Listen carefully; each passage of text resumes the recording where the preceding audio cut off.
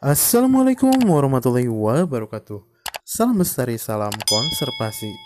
Sahabat Biozone, ini merupakan materi terakhir daripada mata kuliah anatomi tumbuhan, di mana kita akan bahas mengenai struktur organ, yaitu terkhusus untuk struktur anatomi dari daun. Di mana untuk struktur daun mesofit atau tumbuhan yang hidup di tempat normal, ini terdiri atas berbagai jaringan. Yang pertama ada jaringan pelindung. Ini terdiri dari epidermis dan juga derivatnya. Ini yang sudah kita bahas bahwa pada daun itu ada epidermis, kemudian epidermisnya ini membentuk berbagai macam derivat yang sudah kita pelajari, baik itu stomata, kemudian litosit, sel kipas, dan lain-lain. Kemudian yang kedua ada jaringan dasar yang menyusun mesofil daun, kemudian jaringan berkas pengangkut, jaringan penguat, dan juga jaringan sekretori. Nah, untuk epidermisnya ini terdiri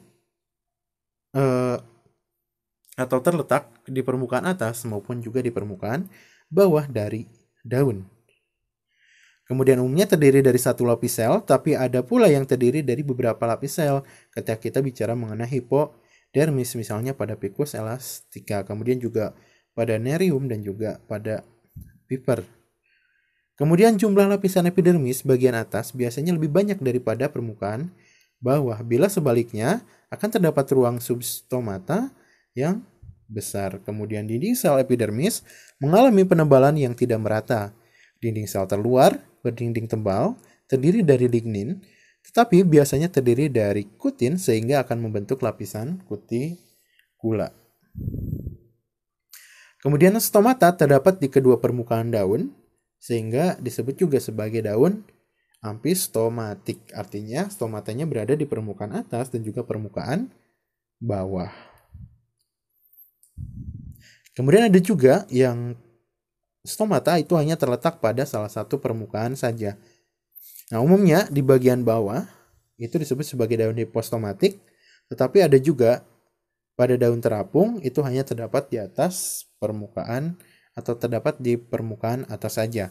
Ini disebut dengan epistomatik. Nah, untuk sel epidermis ini tidak mengandung kloroplas kecuali pada sel penutup. Tetapi daun tenggelam dalam air epidermisnya mengandung kloroplas.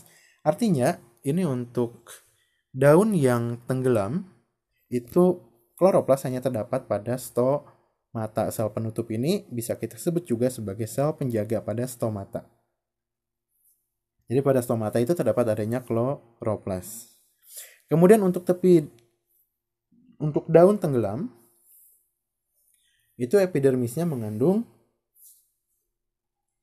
kloroplas karena untuk air ya, untuk tumbuhan yang tenggelam itu memiliki keterbatasan intensitas cahaya sehingga ini sangat dimanfaatkan oleh tumbuhan tersebut dengan cara pada epidermisnya itu terdapat adanya kloroplas sehingga dengan intensitas cahaya yang terbatas itu bisa melakukan fotosintesis. Kemudian untuk trikomata baik sebagai pelindung maupun juga sebagai rambut kelenjar. Kemudian sel litokis yang merupakan modifikasi epidermis mengandung sistolit yang terdiri dari kristal CaCO3 atau kristal kalsium karbonat. Kemudian selain adanya litosit dan juga sistolit, kita juga pernah bahas adanya modifikasi atau derivat epidermis itu berupa sel kipas, di mana sel kipas ini merupakan sel yang lebih besar daripada epidermis, kemudian memiliki dinding yang tipis dan juga vakuola yang besar, dan ini terdapat di permukaan, dan ini juga sudah kita bahas, ini terdapat pada beberapa tumbuhan monokotil seperti jagung. Nah, ini adalah gambaran dari sel kipas bagaimana pada jagung itu ada bagian dari epidermis yang ukurannya lebih besar daripada epidermis lainnya, yang itu kemudian kita sebut sebagai sel kipas. Kemudian Pada pembahasan selanjutnya kita akan masuk ke mesofil daun. Mesofil daun ini disebut juga sebagai daging daun, di mana untuk mesofil ini sebagai jaringan dasar terletak di antara epidermis atas dan epidermis bawah, serta di antara berkas pengangkut. Kemudian mesofil daun ini berdiferensiasi menjadi dua bentuk, yaitu palisade dan juga jaringan bunga karang atau spon, dan ini terjadi pada daun dikotil, sedangkan pada daun monokotil itu tidak berdiferensiasi, di mana untuk sel parenkim itu memiliki struktur dan ukuran yang seragam.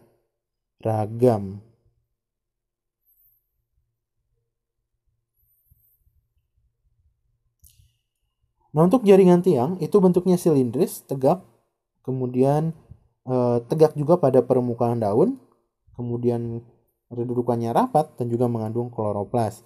Kemudian untuk jaringan bunga karang tersusun oleh sel-sel yang tidak teratur, kemudian berdinding tipis, lepas mengandung kloroplas, serta terdapat ada ruang antar sel yang berukuran besar. Kemudian ruang antar sel yang besar dalam mesofil ini terjadi secara sisogen atau secara lisigen. Ini yang sudah kita bahas dalam pembahasan parenkim, khususnya untuk pembuatan atau bagaimana ruang antar sel ini terbentuk.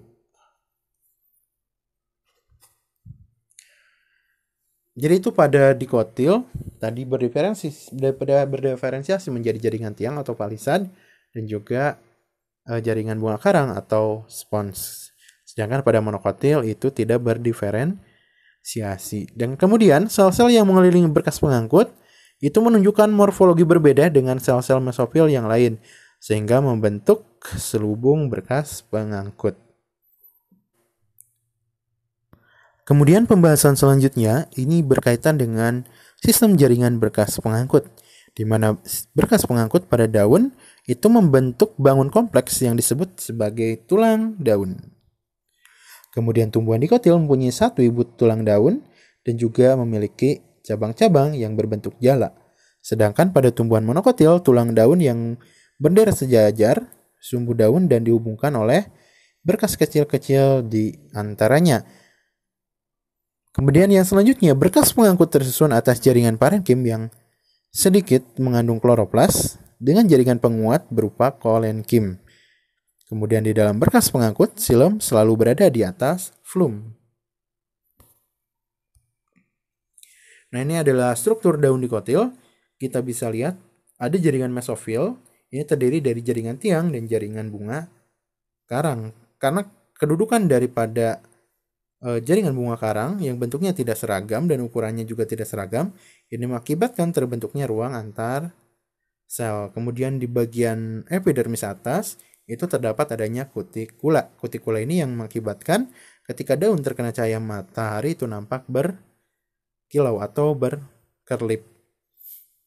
Nah, kemudian di samping kanan itu ada berkas pembuluh, ada silem dan juga flum. Kemudian di bawah ada epidermis bawah dan juga ada stomata dan sel penjaga, itu merupakan derivat dari epidermis.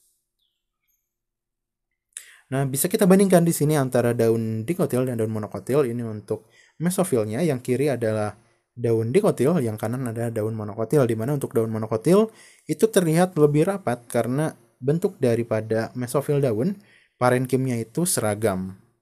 Berbeda dengan pada daun dikotil, di mana mesofil daunnya, parenkimnya itu berdiferensiasi menjadi palisade dan juga bunga karang atau spons. Kemudian untuk sistem jaringan penguat, ini berbagai jaringan penyusun daun dapat berfungsi sebagai penguat, di antaranya epidermis, kemudian kolenkim, skleroid, tulang daun, serabut sklerenkim, dan juga silem, di mana untuk epidermis karena strukturnya padat serta adanya kutikula dan ditambah penebalan dinding sel berupa silika, ini dapat berfungsi sebagai penguat. Kemudian kolenkim terutama di bawah epidermis pada tulang daun dan juga di tepi daun. Kemudian di dalam mesofil beberapa daun dikotil terdapat adanya skleroid, di mana jenis dari skleroidnya itu adalah osteoskleroid.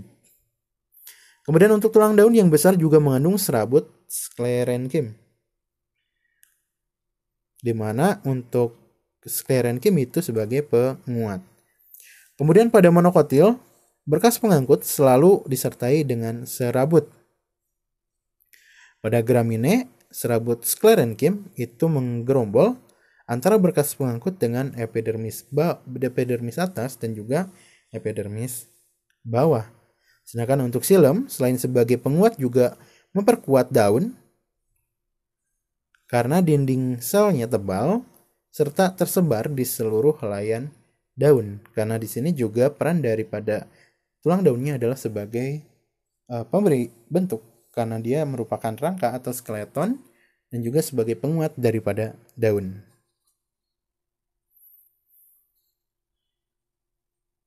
Nah, berbeda lagi ini merupakan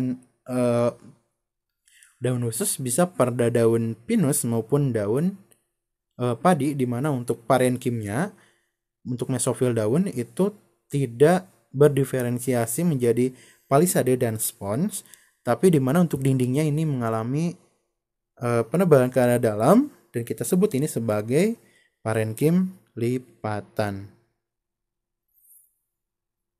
Kemudian yang selanjutnya ada kelenjar, di mana untuk kelenjar yang terdapat pada daun, ini struktur kelenjarnya berfungsi sebagai pengeluaran air serta senyawa-senyawa yang lain. Kelenjar biasanya terdapat di ujung berkas pengangkut, berupa sekelompok parenkim yang dapat dikelilingi epitelium yang bersifat kelenjar. Kemudian kelenjar madu banyak terdapat pada tangkai daun ataupun juga pada stipula. Kemudian kelenjar minyak asiri terdapat pada mesofil. Ini bisa kita lihat pada daun jeruk dan juga eukaliptus. Yang selanjutnya saluran getah. Ini terdapat pada euphorbia. Kemudian ruang lendir terdapat pada malvaceae dan juga moraceae. Kemudian senyawa sekresi dalam daun dapat berada dalam idioblast. Kemudian yang selanjutnya kelenjar yang mengeluarkan air, hidatoda, terdapat di ujung trakeid. Ini yang sudah kita bahas pada pertemuan pada video yang lain atau video sebelumnya berkaitan dengan sistem ekresi dan rekresi. Kemudian kelenjar yang mengeluarkan air hidatoda terdapat di ujung trakeid, terdiri dari parenkim yang longgar tanpa kloroplas yang kemudian disebut sebagai epitem dan dikelilingi oleh epidermis. Nah, dari sini kemudian kita akan lihat juga bagaimana struktur anatomi daun ini untuk lingkungan-lingkungan yang khusus. Jadi untuk yang tadi itu adalah tumbuhan yang hidup mesofit atau hidup normal, keadaannya normal. Nah, ini untuk lingkungan khusus yaitu hidrofit dan juga xeropit. Hidrofit ini adalah yang memiliki kandungan air yang banyak, sedangkan xeropit ini lebih kering atau jarang air. Nah, untuk yang hidrofit ini daun yang tenggelam di dalam air umumnya bertoreh, kemudian helaiannya tipis agar tidak menyimpan banyak air di daun dan mempermudah untuk proses penguapan. Di sini mesofilnya hanya beberapa lapis sel saja, bahkan ada yang tidak memiliki mesofil daun. Kemudian stomata tidak ada dan pada epidermisnya terdapat kloroplas.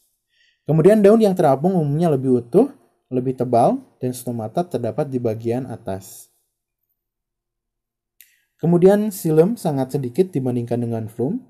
Terdapat ruang udara yang besar di antara sel-sel mesofil.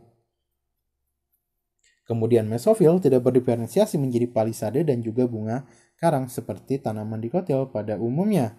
Karena untuk hidrofit ini berada di bagian hidup di kawasan yang banyak air, sehingga air ini tidak boleh disimpan dalam jumlah yang banyak, harus dikeluarkan melalui proses penguapan. Kemudian untuk daun tumbuhan xeropit, daunnya ini agak tebal, jadi berbeda dengan hidrofit. Hidrofit itu dibuat tipis, untuk xeropit ini daunnya dibuat agak tebal seperti kulit.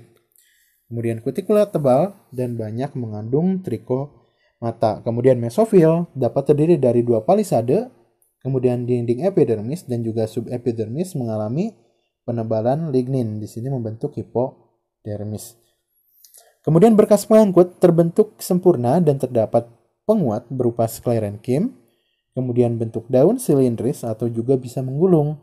Stomata letaknya tenggelam, atau dalam pembahasan stomata ini merupakan tipe cryptopor. Nah, pada beberapa jenis kadang-kadang berdaging mempunyai jaringan parenkim untuk menyimpan air. Nah, itu untuk kasus struktur anatomi daun di dalam lingkungan khusus, yaitu yang banyak mengandung air dan juga yang kekurangan air. Kemudian di sini kita bisa bedakan perbedaan antara daun tumbuhan monokotil dengan daun dikotil dari beberapa kategori, dimulai dari mesofil, di mana untuk dikotil itu berdiferensiasi menjadi jaringan palisade dan juga bunga karang, sedangkan pada monokotil itu tidak berdiferensiasi. Kemudian untuk ruang antar sel, dikotil itu memiliki ukuran yang besar dan juga jumlahnya banyak, sedangkan pada monokotil itu jumlahnya kecil dan juga sedikit. Kemudian untuk stomata biasanya berada di bagian bawah permukaan daun untuk yang dikotil, sedangkan pada monokotil biasanya berada di kedua permukaan, baik itu permukaan atas maupun permukaan bawah. Dan yang terakhir, ini berkaitan dengan bulliform cell. Bulliform cell ini hanya dimiliki oleh beberapa tumbuhan dari monokotil, sehingga pada tumbuhan dikotil itu tidak bisa kita jumpai keberadaan dari bulliform cell atau sel kipas.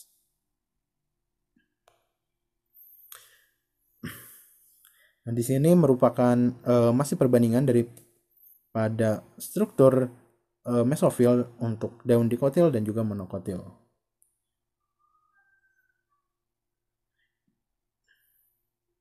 Nah, ini ada sel kipas.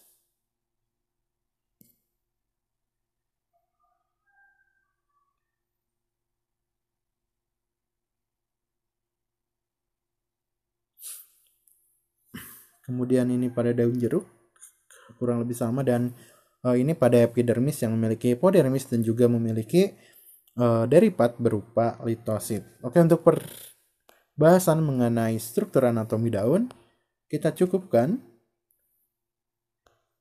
Semoga bermanfaat. Billahi taufiq wal hidayah. Wassalamualaikum warahmatullahi wabarakatuh. Salam lestari, salam konservasi.